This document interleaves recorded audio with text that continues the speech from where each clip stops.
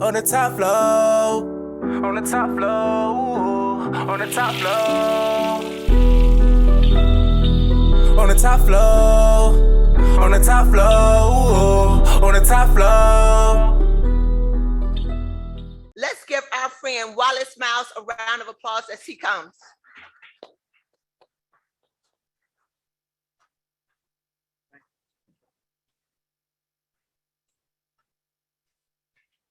Good morning, everybody. It's an honor and a pleasure to be here with you all this morning. She just told you that I was a kicker, and I want you to remember that she said that as I tell my story. You'll see the connection. But I definitely want to take this time to thank you for this opportunity to come and speak to you, share my story, share my testimony. I want to also take this time. Today is my dad's birthday. And I want to tell him happy birthday. Hopefully at one point in the day he gets to see this, because a lot of my story, a lot of the things I was able to overcome and persevere through, he supported me verbally, sometimes physically, actually pushing me through to get where I eventually was able to get to. But let's go ahead and get started. When I was given the opportunity to come speak to you all, the question that I read on the document submitted to me was, who are you? And to me, I've heard that question several times across my life, and I've interpreted it several different ways. One of those ways is, what are the things that you've done in your life? The other big one is, what attributes are attributed to your character from those things that happened in your life? So today, I don't know if which direction I'm supposed to go, but I'm going to answer both of them for you. Who is Wallace Miles? Who is Wallace Miles? 50 plus years ago, Wallace Miles was shot and killed in the streets of Baltimore, Maryland. His life, his opportunity, his dreams was taken away from him, but also his family. His brother was my father, is my father, Marvin Miles. And the loss of his life, the loss of his dream, created the dream of who I am today. Because I don't think my dad names me after his brother if his brother is still here. So I carried that into my life and with my life. My father, I say he was the rose that grew from the concrete. The rugged streets of Baltimore, Maryland, he found a way to escape and develop a life that he could stand on and represent himself, but also represent his family, show them what it's supposed to look like, how we can grow from our circumstances. Along his journey, he met my beautiful mother. But see, what he probably didn't know was she was a product of her own strife and overcoming. See, I call her the product of a mustard seed. Both of them had their own dreams and aspirations of getting out where they came from. My mother grew up in Philadelphia, Pennsylvania, which is not necessarily the nicest place in the world. But she decided that she wanted to be in construction, the industry that when you see her, you wouldn't expect her to be in. It was because she had that dream and that perseverance to overcome, to become, that I even have a chance to stand here today. So the Wallace Miles that you're looking at right now is a product of those two people. He is the dream of dreamers. And now he is a dreamer. I was born in Southwest Atlanta. I was born to these two beautiful people. And they raised me to be that dreamer we discussed. And at a young age, at 4 years old, I attached my dream to football. I love watching Barry Sanders play football. At 4 years old, I was glued to the TV. Like I didn't want to do anything. I didn't want to eat. I didn't want to do anything but watch Barry Sanders play on Sunday. And from that vision of seeing him created a dream inside of me. But I was a slight kid, skinny, frail. So my parents, in protecting me, protecting my dream, protecting my opportunities, didn't want me to play football. I understand now. But at 4, 5, 6, 7, 8, 9, 10, I didn't understand at all. So if you didn't see me with them, I was probably in somebody's parking lot playing football. I was playing football on a tennis court, in the street, in somebody's backyard, because they wouldn't allow me to get on the field where they were really cracking heads. But somebody did see my dream. Somebody did see my vision. It was my Aunt May. I'm gonna fast forward past pretty much my whole story and tell you the end of my Aunt May's story and why she is and was so important to who I have become. My Aunt May had cancer and was on her deathbed in 2019. I would come in after work in the evenings and just spend some time with her. And it was one day, the last day, that I came in. I want to create some energy. I want to joke around. I want to make her feel good about my presence, about us being together for these last moments. She couldn't talk, but for some reason, she pretty much wanted me to be quiet. And she looked at me and she just pointed at a tablet that was sitting in the corner. And then she pointed at a pen. And then she mimicked writing. So you don't want me to talk to you? You want me to write you something? I want to interact with you. I want to be with you in this moment. Why do you want me to go in the corner and write? But this is my Aunt May. I'm gonna do whatever she asked me to do. So I went over and I spent about 5 or 10 minutes just thinking about what is the thing that I can tell this woman who's given so much to my life, who supported so much in my life. And I started to get this picture of when I used to go down to her house when I couldn't play football. We would sit and watch football all Sunday. We would go down on Saturdays and watch the kids that were allowed to play football play football. But she would stand me on the side of this fence, just like I'm standing on the other side of this rail, while everybody's enjoying what they wanted to do. And we're just standing there watching. But as I'm sitting in this hospital room, I realized that she took me as close as I could get at that point in my life to the thing that I knew I wanted. She saw the dream in me at a young age. She took me to the water's edge where I could smell it. I could see it. I could feel the energy of the environment around me. And I realized she took me as close as she could, and it was going to be up to me to dive in, to feel it, to taste it. So I wrote this to my Aunt May, that you supported a dream that nobody else even saw. I only felt it. I didn't know it was really a real thing. I told her that those times we stepped to the water's edge gave me the opportunity and the thought that even what I did was even possible.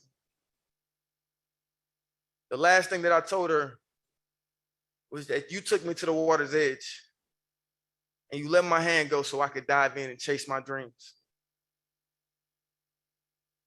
I love you, Aunt May. So I went on to high school. And it's funny, I was driving here this morning. I drove past a sign that said, "Welcome to the city limits of Fayetteville." And I played soccer growing up. When I couldn't play football, I still had the same energy. I still wanted to run around. But I played and grew up, as you can tell, I'm a black man. So at one point in my life, I was a black boy. And I grew up in a black community. So I would just play with what was in my community. My parents saw that there was opportunity down here in Fayetteville. So I actually joined the soccer league, Fayetteville Lightning FC, down here in Fayetteville, which actually gave me a different perspective on life. It gave me a different perspective on communicating and connecting with different types of people. When I was raised and born in this silo, now coming to Fayetteville, and it's funny that it comes full circle, that the things that I've done in my life have always connected with different types of people. I was introduced to that right here. So I have to give my applaud and appreciation for Fayetteville, Georgia. But growing up in soccer, I still had the vision of playing football. And I got to high school, my mother still wouldn't let me play football. It's actually a story that I broke my ankle on a tennis court playing football. the thing she was trying to prevent me from doing, the injury. But at 15, going into my junior year, me and her made a bet. We made a bet that if I got a certain GPA and I got a certain behavior status in class, I knew I could do it, but I mean, the incentive wasn't the same until we put that bet together to say, if you want to play, you got to show me and your teachers that you're better than what you've been showing. I didn't realize the lesson that she was trying to teach me. All I saw was I wanted to play football. So I gave everything that I could. I gave everything that I had to be the best student, to be the best person. So when that time came for me to sign up and go out and try for football, she was on board. Yeah, eventually, I got a chance to play. But like I said, what she showed me is I had more. And I think I subconsciously remembered that throughout the rest of my life, because even when obstacles came, I knew I had more. So I appreciate you. And thank you, Mom, for that lesson, even though I had no sight of it at all. Everything would have been perfect if I just stepped on a football field and been a superstar athlete. I wanted to be a receiver like Jerry Rice and Randy Moss, catch touchdowns, celebrate on Friday nights. But I was a soccer player in a Black community at a Black high school. You're going to be the kicker. We don't care what you feel like you should be. We don't care what you want to be. We need a kicker, so that's what you're going to be. And that's what I was. That's what my nickname was. That's what people called me when I walked through the streets of the halls of the school. But see, to me, they were joking. I mean, to them, they were joking around. But to me, it was a dagger because I knew what I felt I wanted to be. I knew who I wanted to be. But they were just playing in this. He's just a kicker. Kicker doesn't get any respect. The kicker doesn't get any love. The kicker doesn't get raised off the field and carried to the locker room. There's no fun in that. But while they were calling me the kicker and making me kick, I was still practicing as a receiver. And I'm gonna tell y'all a quick story about how not successful I was. It's this guy named AD. And AD was the second best corner in the state of Georgia. Number one guy was Eric Berry. This was a little while ago. And I lined up and I called AD out because I'm like, I got to show everybody that I'm a good receiver. I got to show them against the best that I'm the best receiver. I'm an opportunity to be on the field on Friday night. And I called him. I said, AD, line up, bro. AD, line up. He was like, all right, I got you. So I gave him my best move. I thought it was. He put his hands on me, took me to the sideline, sat me next to the water cooler, and pretty much said, chill out, young fella. But me being a sucker for pain and knowing that I had more, I said, AD, I want you again, bro. I want you again, bro. He said, all right, I got you. I lined up. I gave him my second best move. Same result. I didn't end up by the water cooler this time. I think he took it a little easy. But in my head, I guess you play tricks with yourself. I said, that's progress. I didn't end up by the water cooler this time. And every time I went against AD, I made a little bit more progress. I would get off the release. That's a win for me in my head. Didn't catch the ball. I would actually get a chance to run the route. Didn't catch the ball. But in my head, I'm like, I'm making progress, slow progress. Even though I'm not winning, I'm making progress. And then came the day that I caught a pass on AD. Oh, man. In practice. Probably the best day of my life to that point. Because what it did is it showed me that if you continue to show up and continue to fight, even if you lose day in and day out, when you get that little bit of success, all of that work, it means something. So I finished out my high school career. I had 12 catches. I might have had 50 yards. I kicked a bunch of extra points, field goals. But while I'm the kicker getting minimal time at receiver, I believed there was more. And when I finished high school and graduation, everybody told me that that was the last time that I was ever going to play football, organized football. But I believe I got more. Somehow we figured out a way to North Carolina Agricultural and Technical State University. But see, let me tell you that this is where my belief showed itself. Throughout my entire life, I was covered by God in prayer because my mother was an immaculate prayer warrior. When I was like, I don't want to pray, I don't want to do this, she was praying in the background, praying in the foreground, praying in the side and side grounds. Sometimes it takes the right message or the right person to say a message you've heard countless times for you to really connect with it. So this guy gave me a DVD when I graduated. It was called The Secret. And all it is the law of attraction. The mindset that if I think and I say the things that I want in this life, the universe, the energy of God will put you in line to collide with those things that you want to attain. Now, faith without works, you got to get to that point of collision. So you put it out there and say what you want to do, believe what you do, show up every night and pray. And then you go to work every day to get that little bit of progress, that little win to continue down your road to where you smack into that thing you wanted. So I stepped on North Carolina A&T's campus with this mindset that I'm going to pray every day. At night on my knees and during the day when I walk around. I'm going to tell the world, I'm going to tell the universe, I'm going to tell everything about me is I'm trying to get this. First it was, I want to be a receiver.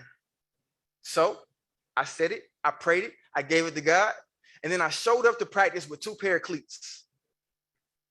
This walk-on kicker has his kicking cleats on, but the thing he wants to do is in his hand. I had a pair of super bads, old school cleats that T.O. used to wear. And I went and stuck them underneath the goalpost pad. I had watched Joe Horn do his Monday night, pull out his marker and sign the footballs. I was like, let me just hide these cleats under this goalpost pad. And after we got done with kicking, the first day of practice, I decided I was done kicking. The reason that I'm there, the reason I have an opportunity is because I can kick. But I'm choosing who I want to be. I ran over, I took a knee, I changed my cleats. And what I didn't realize in that moment was I was changing the direction of my entire life because I was choosing me. I was choosing to be who I felt I was supposed to be. So I got up, threw my soccer cleats to the side, ran over and got in the receiver line, and the receiver coach spotted me. He realized you're not supposed to be here. He said, hey, bro, what you doing? Coach, I'm good, man, I'm good. And I don't know if it was because they needed numbers in camp or what, but he let me stay. Him letting me stay, small wins, told me, all right, I can show up again tomorrow. And then eventually I showed up, and they let me actually get into practice. And then I showed up, and then I'm running with the twos. Injuries happen, I showed up, and I'm running with the ones. Walk-on kicker. 3 weeks into campus running with the #1 team. But I had to realize that though I was a walk-on kicker, I was a kicker in high school, I was training against the second best corner in the state of Georgia. And I wasn't going to see anybody like him where I was at. So I was prepared in my losing season. I was preparing in that space to win at the next level. It's a lot that goes on in college that I wasn't really prepared to take on when I got there as a freshman. So I ended up redshirting. Probably the best thing for me. But that mindset of telling God what I wanted, praying for it day in and day out, and then working to collide with it, allowed me to earn a scholarship, allowed me to become the #1 receiver on the team, allowed me to break records as a receiver, walk-on kicker,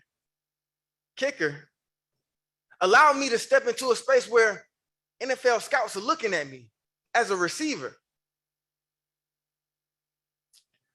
The work ethic that it kind of took to get through all of these different things allowed me to get a phone call one day. I'm in the gym, didn't get drafted. I'm in the gym, Just because I didn't get drafted, just because everything didn't work out like I planned it, you still got to show up and work. So I got this phone call. And you remember I said I love Barry Sanders? That was my favorite player, and the Lions became my favorite team.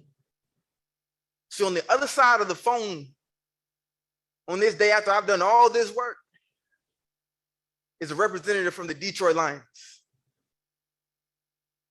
He said, would you want to come to rookie minicamp? Can I say hell? Hell yeah. I was whisked off to Detroit. My mother might not like this story as much because I was whisked off 2 days before I was supposed to graduate. All the work that I did to become an electrical engineer. Graduation is an opportunity for the family that supported that dream, that work, to celebrate it.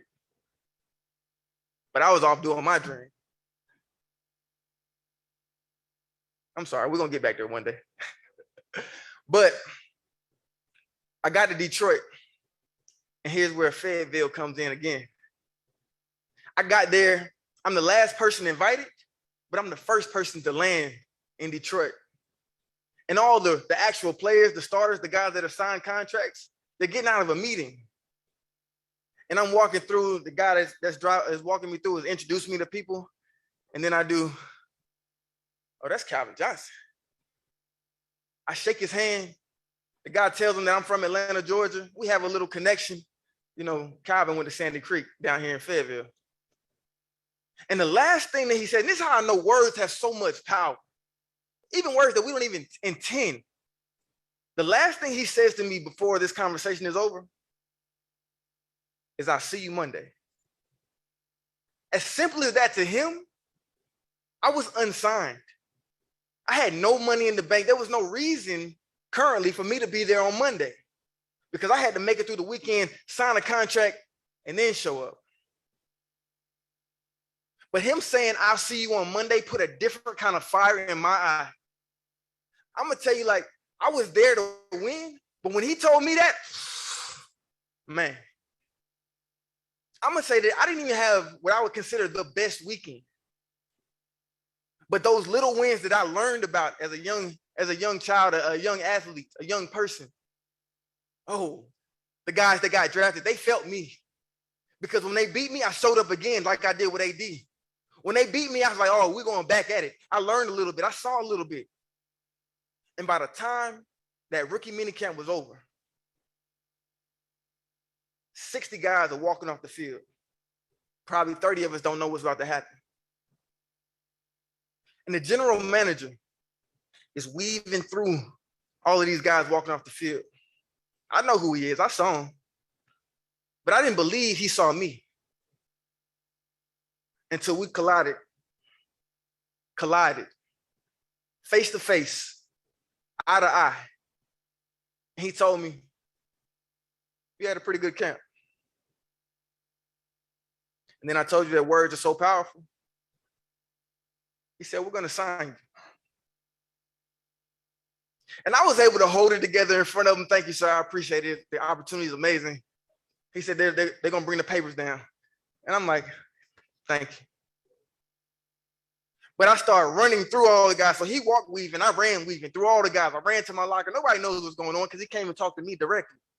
I grabbed my phone. I called my parents. I run to the bathroom. I'm like, I want to be away from everybody.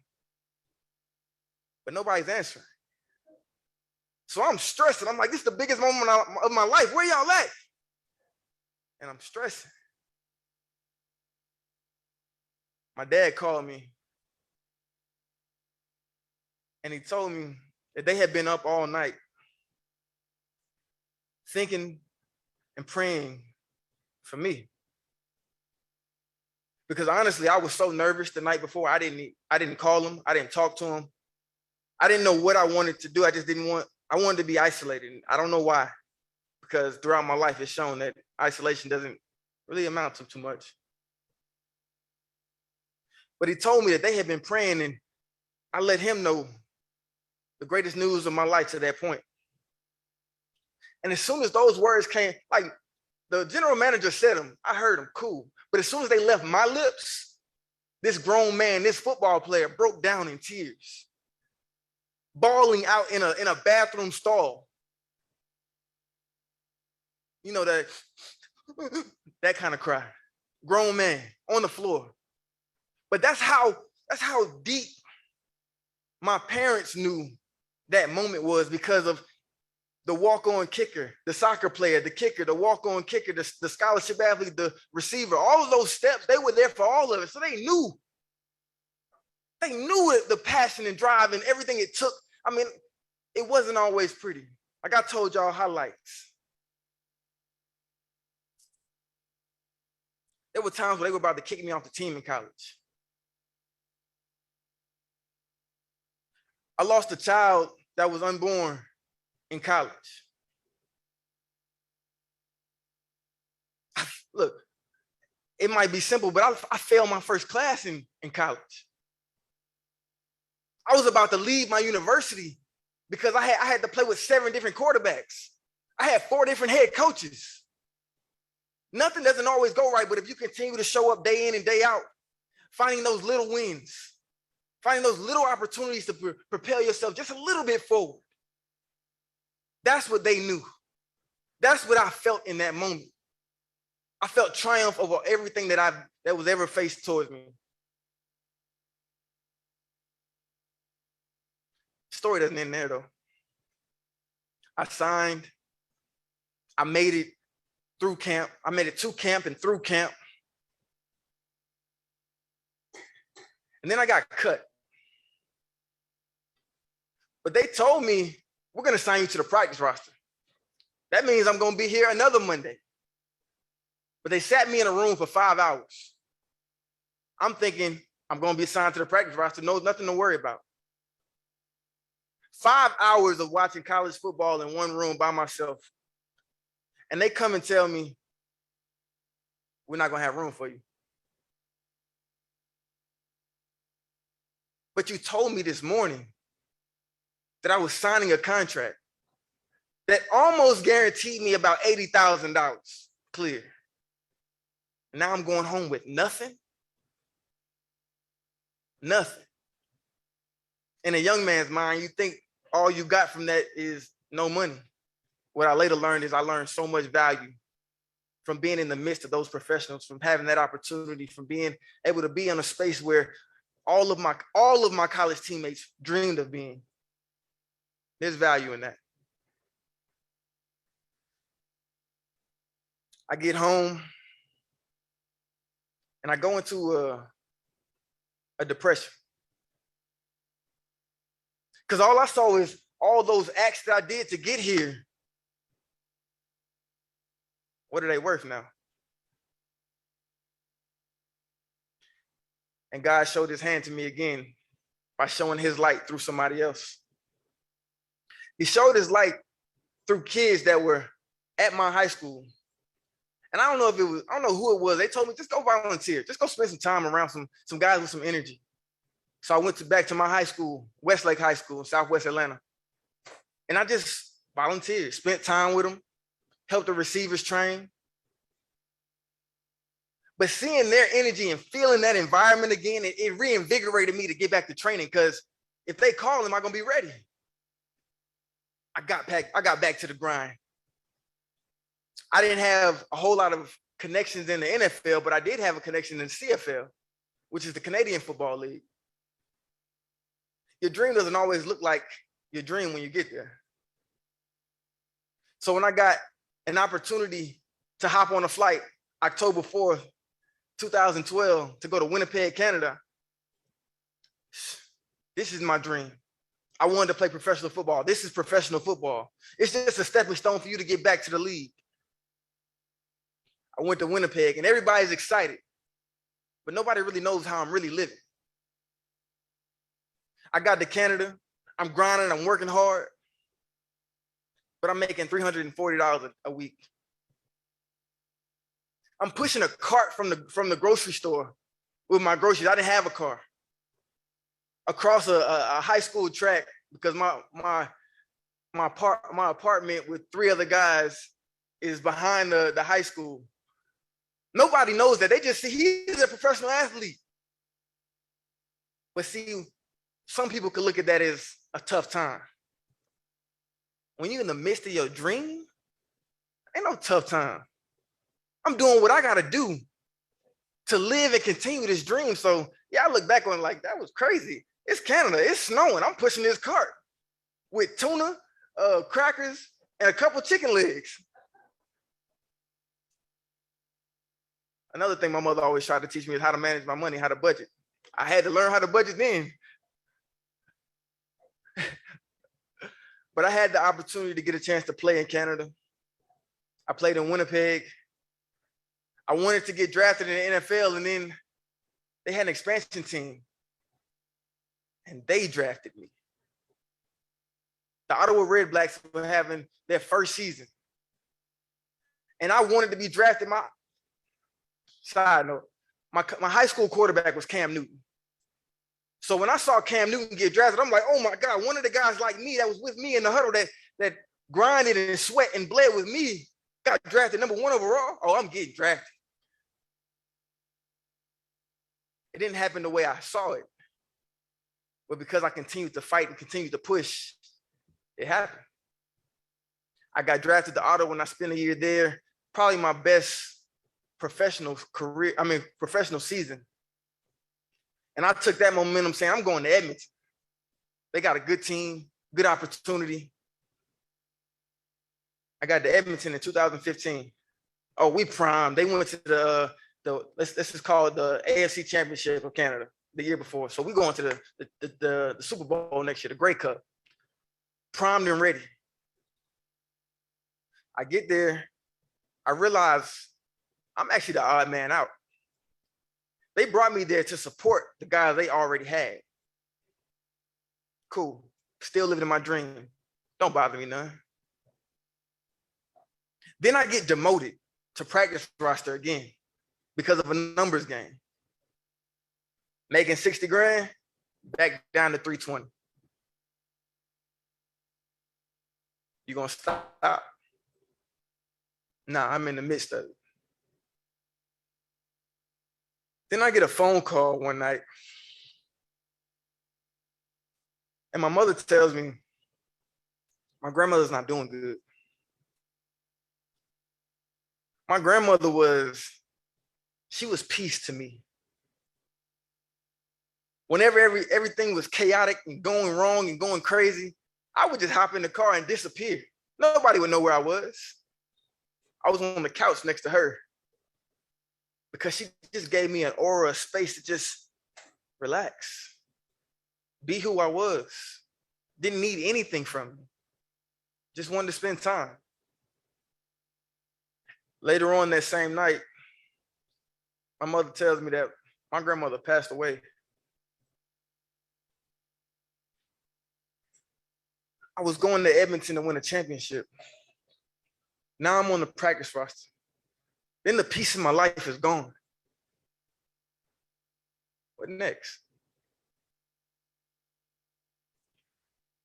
I flew home for the funeral, and that's why I love family so much. They gave me the energy that I needed. They didn't even know. I probably was faking it, masking it, dancing, trying to help everybody else celebrate. But their energy helped fuel me to go back to Canada. And that team, that Edmonton team, did win a Grey Cup. Everybody back home is seeing me as a Grey Cup champion. Great. But they don't realize I'm on the practice roster. They don't realize I just lost my grandmother. They don't realize I'm going through turmoil when everything looks amazing. And that's when my mother steps in again. She realizes that I'm going through a lot. She understands that I can't stop. So we start thinking about, what does the transition out of football look like? Because right now, my mind is, I couldn't tell you what it was. I was in the middle of my dream, but I was falling apart. But her, being my forever prayer warrior, being my forever advisor, she gave me and showed me a path that she took on years and years and years before construction. She told me that contractors are groomed and built. You don't just show up as one. So I remember sweeping. I was working for a small GC, and I'm in there at night after everybody left, just sweeping. Like, this is stupid. Why am I doing this? And I'm listening to this book, Mastery, as I'm doing it. And it said, you got to spend 10,000 hours before you master anything. Man, I'm 2 weeks in. You got time, bro. Dive in and learn everything you can, because a clean job is a safe job is what I eventually learned. Learn from every instance that you go through. Learn from every opportunity that you go through, even if it's not the thing you want to do. Because me sweeping that night, sweeping throughout that job, gave me the opportunity to develop myself into working for a general contractor, building my second career, building a platform that I could stand on and look myself in the mirror and be proud of. I'm gonna go ahead and shut it down. But before I do, all of us are in different spaces of our lives. But remember that the space that you're in right now will always be the foundation for what comes next. Whether it's for you, whether it's for your children, your family. Always remember, don't devalue where you are right now, even if it's the toughest time. Because when my grandmother passed, I had to learn and create my own peace. I miss her to death. But her loss was the opportunity for me to find my own. So I got started. I thank you for your time. I appreciate your attentiveness. I hope I gave you something that you can hold on to as you go throughout your life. Because to me, what this is we share our lives so we all can grow. So you all have a blessed Wednesday. Yeah, yeah, yeah, yeah, yeah, yeah. On the top floor. On the top floor. On the top floor.